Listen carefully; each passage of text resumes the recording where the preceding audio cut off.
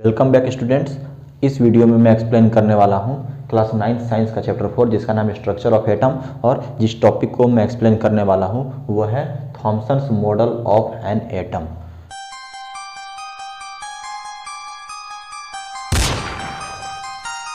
इससे पहले वाले वीडियो में मैंने ये एक्सप्लेन किया था कि सब एटॉमिक पार्टिकल्स की जो खोज हुई थी या जो डिस्कवरी हुई थी वो किस तरह से हुई थी और किन्होंने की थी। तो वहाँ मैंने ये बताया था कि जो भी सब एटॉमिक पार्टिकल्स में जो सबसे पहले खोजा गया था वो था इलेक्ट्रॉन, और उस समय इलेक्ट्रॉन की खोज की थी जे थॉमसन ने। और उन थॉमसन ने ये बताया कि एटम के अंदर कुछ नेगेटिव पार्टिकल्स होते हैं जिनको कि हम लोग कहते हैं इलेक्ट्रॉन। अब 1904 में उन्होंने उस एटम का एक मॉडल पेश किया, या उस मॉडल को उन्होंने डिस्क्राइब किया या बताया कि एटम इस तरह का होता है। तो आइए हम लोग समझते हैं कि एटम आखिर कैसा होता है।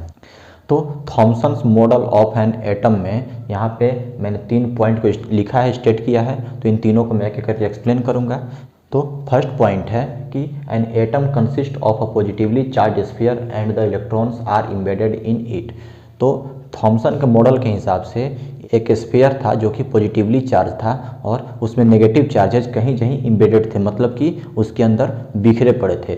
उसका एग्जांपल हम लोग ऐसा समझ सकते हैं कि जैसे यहाँ पे फिगर में आप देख सकते हैं कि वाटरमेलन दिया हुआ है, और इस वाटरमेलन का जो रेड वाला पार्ट है वो पूरा क्या है, तो पॉजिटिव चार्ज है, या फिर हम पूरे वाटरमेलन को पॉजिटिव चार्ज कह सकते हैं। और उसमें नेगेटिव चार्ज कहाँ होंगे, तो वो जो आप सीड्स को देख रहे हैं वो होंगे उसके नेगेटिव चार्ज। तो जो थॉमसन का मॉडल इसी तरह से उसको एक्सप्लेन करता था कि एक पॉजिटिव स्फीयर होगा और उसके बीच में नेगेटिव चार्जेस कहीं कहीं बिखरे पड़े होंगे।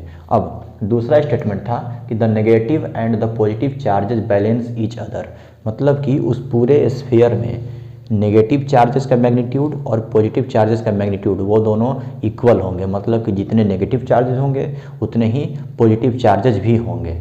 और तीसरा स्टेटमेंट था atoms as whole is neutral, मतलब कि पूरे एटम में अगर हम लोग उसको होल में देखें, मतलब कि पूरे एटम को अगर हम लोग कंपेयर करें तो उसका जो भी नेट चार्ज होगा वो होगा जीरो।